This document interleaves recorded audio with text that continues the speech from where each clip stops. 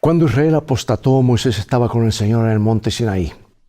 El pueblo amenazó de muerte a su hermano Aarón, así que Aarón se dio ante ellos e hizo un ídolo. El pueblo entonces declaró: «Este es tu Dios, oh Israel, que te sacó de la tierra de Egipto», rechazando así explícitamente al Señor como su Dios y rompiendo su pacto con él. Ahora, es significativo notar que el Señor le declaró a Moisés antes de descender al campamento desde el monte Sinaí, que los israelitas se habían apartado de él y estaban adorando un ídolo. Por lo tanto, Israel era ahora el pueblo de Moisés y fue Moisés quien lo libró de Egipto. El Señor dijo: «Baja, porque tu pueblo que sacaste de Egipto se ha corrompido». Anteriormente el Señor, al igual que Moisés y Jetro, había recalcado que fue Él quien lo sacó a Israel de Egipto. Dios ahora no se identifica con Israel porque los israelitas no lo reconocieron como su Señor. ¡Qué situación tan trágica, lamentable! Y después el Señor ofrece a Moisés convertirlo en una gran nación. Y fue una poderosa tentación para Moisés aceptar la oferta y llegar a ser grande. Pero él demuestra la nobleza de su carácter al ni siquiera considerarla. Su interés desinteresado en la prosperidad del pueblo se mantuvo firme. Ninguna ambición personal pudo alterarlo. Y Moisés intercede por Israel y apela al Señor, señalando que fue Dios que lo liberó a Israel. «Este pueblo es tu pueblo que sacaste de Egipto con gran poder y mano fuerte». Y gracias a la intervención de Moisés, el Señor se arrepintió y no envió sobre su pueblo el desastre con el que había amenazado. ¡Qué poder hay en la oración! Mejor dicho, la oración es el medio, el poder está en Dios. La oración intercesora. Y después que Moisés regresó al campamento y vio la rebelión, rompió en pedazos las 2 tablas que contenían los 10 mandamientos que Dios le había dado. Un acto que fue la señal externa de lo que los israelitas habían hecho al rechazar al Señor como su líder. Entonces Moisés destruyó el becerro de oro. Incluso en presencia de Moisés, la gente se descontrolaba, por lo que tuvo que intervenir. Y aquellos que persistían obstinadamente en la rebelión debían ser purgados, por lo que Dios, a través de Moisés, ordenó que fuesen asesinados. Ahora, Dios es el autor de la vida. Él sabe cuando la persona llega hasta el límite. Y esta eliminación era necesaria. De lo contrario, el pueblo de Dios habría caído en una ruina irreversible. Y al día siguiente, Moisés volvió a subir al monte Sinaí e intercedió por Israel, pidiendo a su misericordioso Dios que perdonara a su pueblo por su maldad. Sigamos con la historia en un minuto más.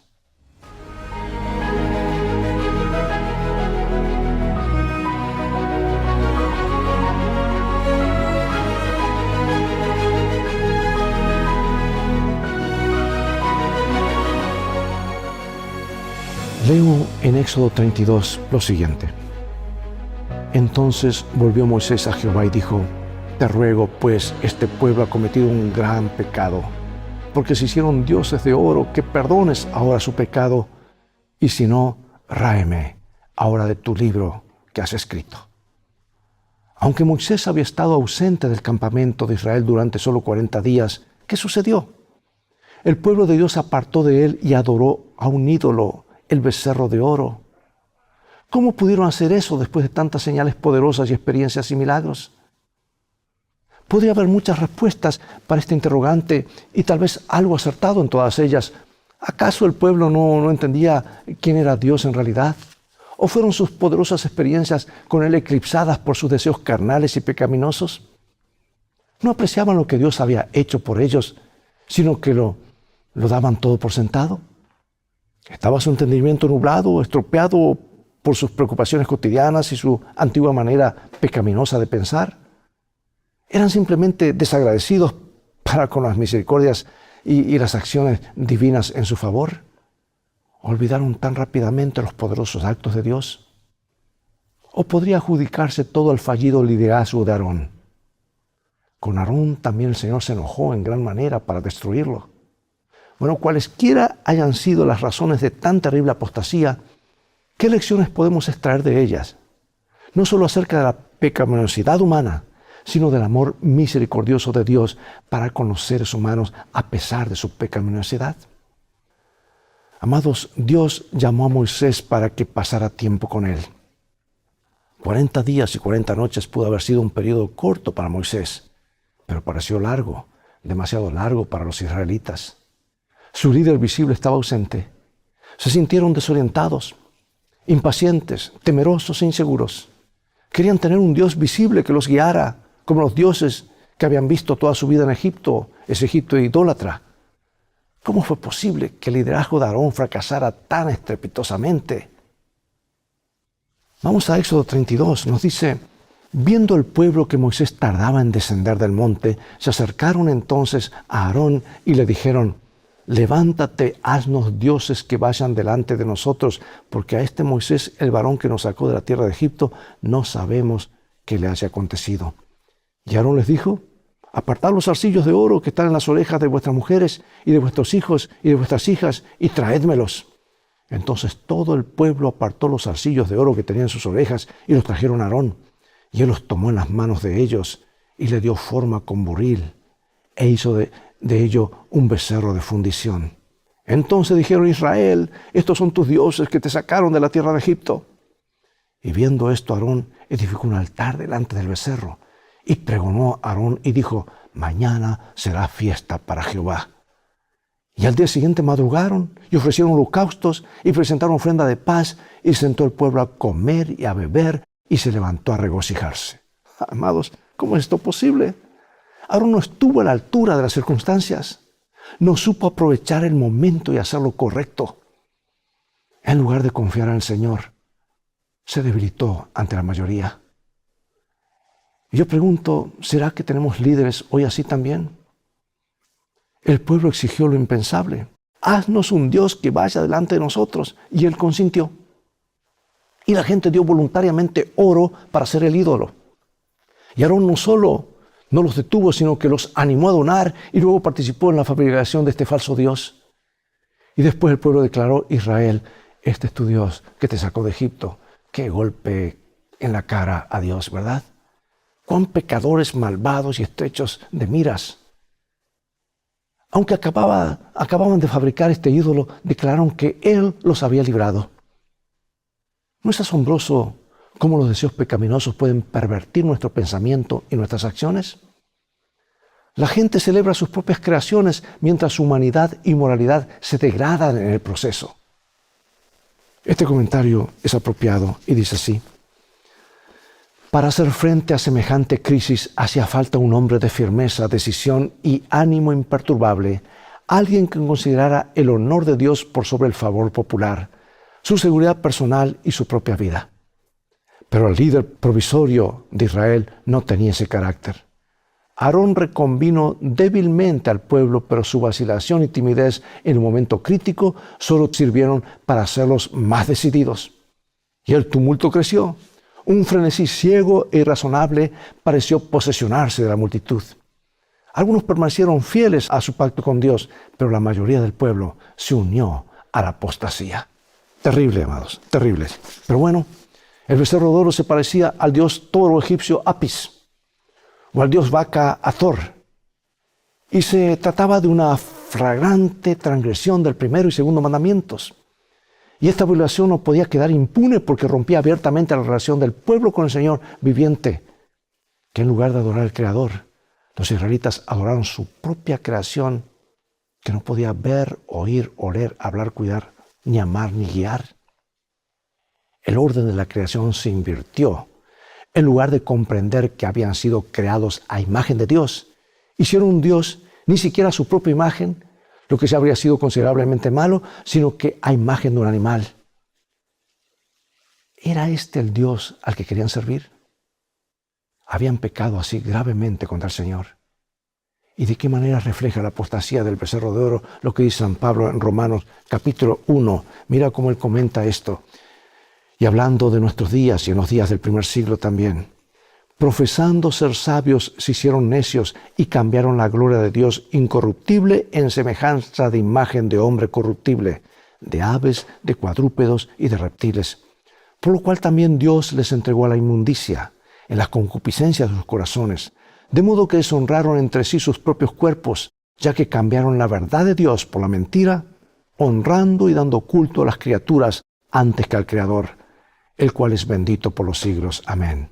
Por esto Dios los entregó a sus pasiones vergonzosas, pues aún sus mujeres cambiaron el uso natural por el que es contra naturaleza. Y de igual modo también los hombres, dejando el uso natural de la mujer, se encendieron en su lascivia unos con otros, cometiendo hechos vergonzosos, hombres con hombres, y recibiendo en sí mismo la retribución debida a su extravío. La idolatría rechaza la verdad teológica de que Dios es Dios y el hombre es hombre, borra la brecha entre la deidad y el ser humano, y destruye la conexión entre ambos. Se hace de manera descarada y abierta u oculta en el corazón. La idolatría destruye rápidamente nuestra relación con el Señor y nos conduce a una espiral moral descendente. No es de extrañar que se pusieron a festejar después de ofrecer sacrificios al ídolo, lo que Juan describió como una imitación de las fiestas idólatras de Egipto. Hermanos, los humanos son brillantes a la hora de fabricar sus propios ídolos.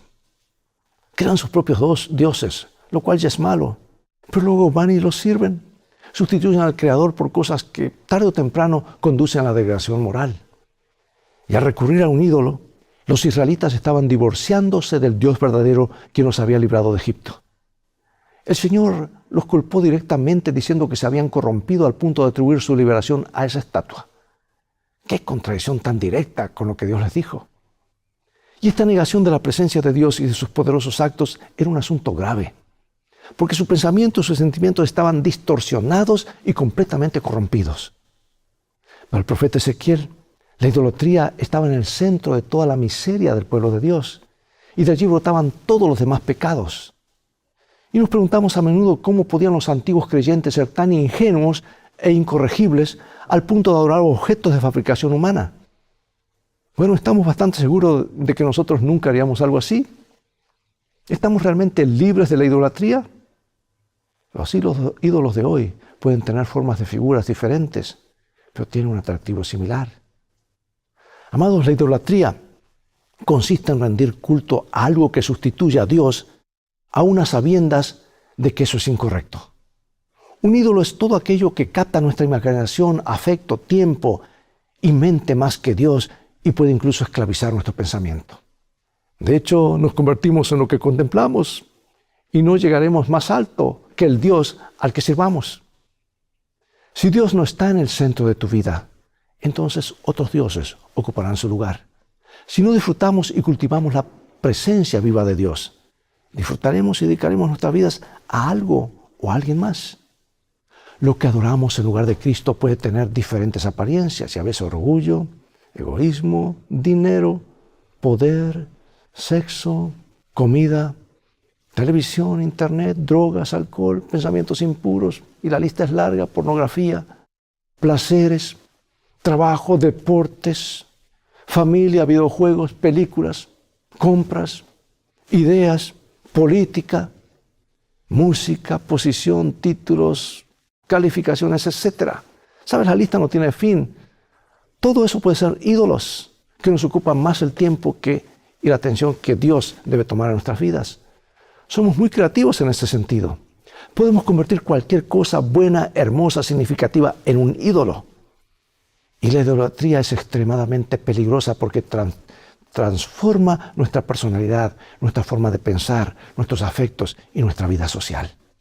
Cambia nuestra identidad y sustituye las relaciones personales auténticas por interacciones huecas y sin sentido que no pueden salvarnos.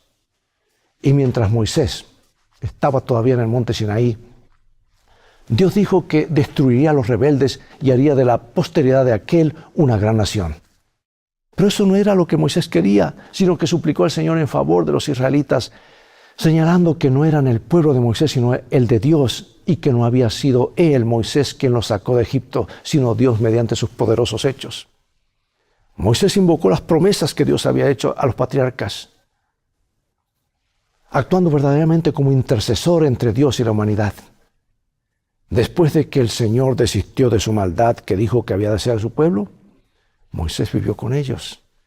Y a diferencia de lo que sucedería en Éxodo 34, no consta que su rostro brillara ante la presencia del Señor, tal vez porque esta circunstancia reflejaba su ira. En Éxodo 32:19 nos dice: y aconteció que cuando él llegó al campamento y vio el becerro y las danzas, ardió la ira de Moisés y arrojó las tablas de sus manos y las quebró al pie del monte. La acción de romper las tablas, amados, esta acción que contenía el decálogo era una señal externa de la ruptura de su contenido. Dios reprendió a Moisés por ello, pero más tarde le ordenó que cincelara 2 tablas para sustituir las primeras tablas que quebraste, le dijo. Dios mismo reescribiría los mandamientos. Y Moisés reprendió duramente a Aarón por rendirse a las exigencias del pueblo. ¿Qué te ha hecho este pueblo que has traído sobre él tan grande pecado? Y Aarón trató de excusar su transgresión, culpando a otros, sugiriendo que el ídolo había aparecido por arte de magia. Dice, lo eché el oro en el fuego y salió este becerro. Lo que empeoraba las cosas era que el propio Aarón había sido muy honrado por Dios, pues se le habían concedido muchos privilegios que incluyeron subir a la montaña con Moisés y los ancianos. ¡Qué oscura ironía! Y al afirmar que había ocurrido un milagro, Aarón quiso engañar a su hermano. Nota cómo un pecado conduce a otro, y este caso de la idolatría a la mentira. Sin embargo, Moisés no se dejó engañar al ver el comportamiento desenfrenado del pueblo. Las consecuencias negativas eran evidentes y Moisés tuvo que detener la rebelión de inmediato. ¿Qué debería enseñarnos esta historia acerca del poder de la oración intercesora? ¿Por quién deberías orar ahora mismo? ¿Cuán lejos fue Moisés en su oración intercesora en favor de los pecadores? Aquí está. Y aconteció que al día siguiente dijo Moisés al pueblo, vosotros habéis cometido un gran pecado, pero yo subiré ahora a Jehová. Quizás le aplacaré acerca de vuestro pecado. Entonces volvió Moisés a Jehová y dijo, te ruego pues que este pueblo ha cometido un gran pecado, porque se hicieron dioses de oro, que perdones ahora su pecado. Y si no, ráeme ahora de tu libro que has escrito. Terribles cosas ocurrieron en el campamento israelita a causa de la rebelión del pueblo, incluso la muerte de muchas personas. Y al día siguiente Moisés dijo lo siguiente al pueblo, ustedes han cometido un gran pecado, pero subiré ahora al Señor, quizás consiga el perdón de su pecado. No es de extrañar que Moisés sea considerado un tipo o prefiguración histórica de Cristo. Por eso cantaremos el canto de Moisés y el cántico del Cordero. Y en virtud de su oración intercesora por los pecadores y su disposición a ofrecer su propia vida por ellos, reflejaba sin duda lo que Cristo haría por todos nosotros. Escucha esto y aquí hago una pausa muy importante. Moisés, amados, estuvo dispuesto a que su nombre sea borrado del libro de la vida, perderse para siempre. Un eco del Calvario. Jesús no vio más allá de la tumba. Estuvo dispuesto a perderse para siempre con tal de salvarte a ti y a mí. ¡Qué compasión ejemplar por los transgresores! Moisés demostró su entrega total al Señor y su amor abnegado por las personas.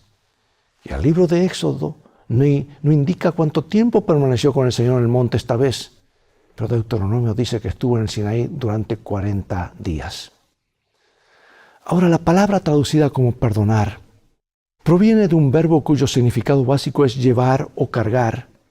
Como en Isaías 53 dice que lo siguiente acerca de Jesús, Él llevó nuestras enfermedades. El mismo verbo traducido como perdonar en Éxodo 32 es vertido como llevar en Isaías 53.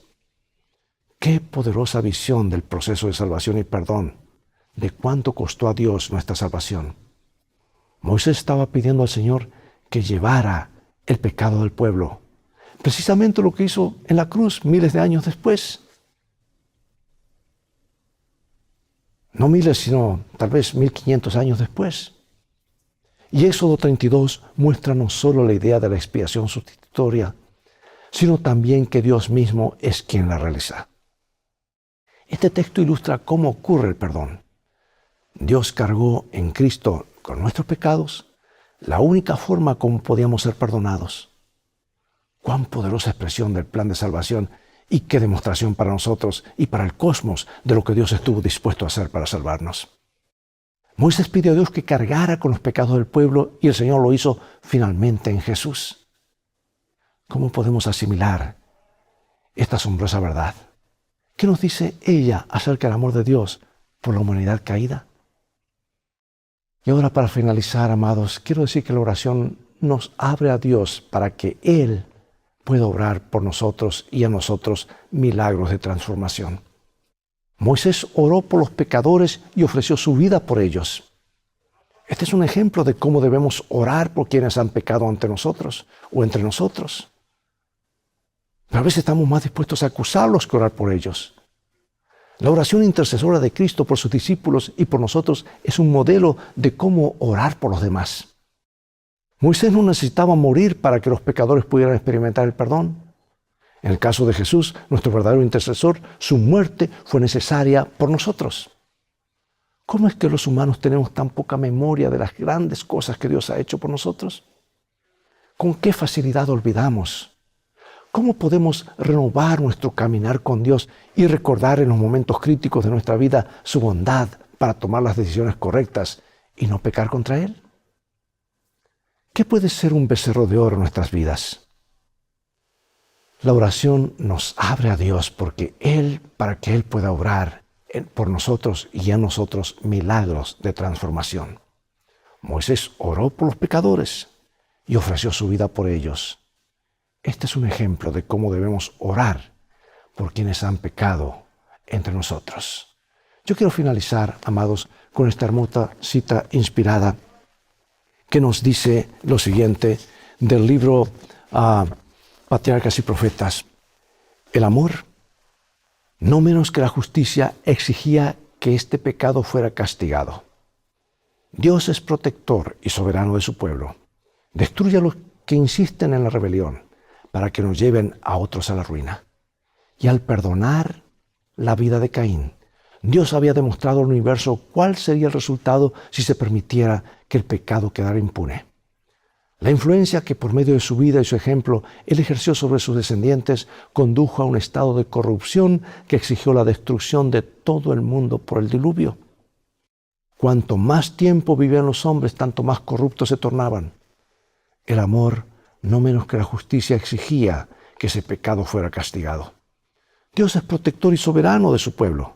Destruye a los que insisten en la rebelión para que no lleven a otros a la ruina.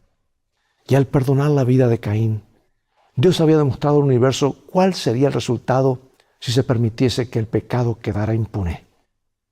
La influencia que por medio de su vida y ejemplo Él ejerció sobre sus descendientes condujo a un estado de corrupción que exigió la destrucción de todo el mundo por medio del diluvio. Cuanto más tiempo vivían los hombres, tanto más corruptos se tornaban. Así también habría sucedido con la apostasía del Sinaí. Si la transgresión no se hubiese castigado con presteza, se habrían visto nuevamente los mismos resultados. Amados, demasiado claro para agregar algo. Oremos. Padre Celestial, no queremos repetir la historia, pero a veces la repetimos sin quererlo. Danos fe, danos confianza en ti. Ayúdanos a amarte, a conocerte, a dedicar más tiempo para estar contigo. Porque cuando estamos ante tu presencia, todo es más queda eclipsado y el pecado ya no tiene atracción sobre nosotros. Y siempre que caemos es porque dejamos de escuchar tu voz o nos alejamos de ti. Permite que estemos lo más cerca de ti posible en este día, en esta semana que comienza. Bendícenos. Sabemos que lo harás porque lo pedimos en el nombre de Jesús. Amén. Llegó el momento de despedirnos. Gracias por acompañarnos. Y recuerda, tú vales mucho para Jesús. Él te ama más de lo que puedes imaginar. Y en este viaje de la vida en el cual todos transitamos, las cosas van a terminar bien si hacemos de la Biblia nuestro GPS y a Jesús como nuestro guía. Maranatá, que Dios te bendiga.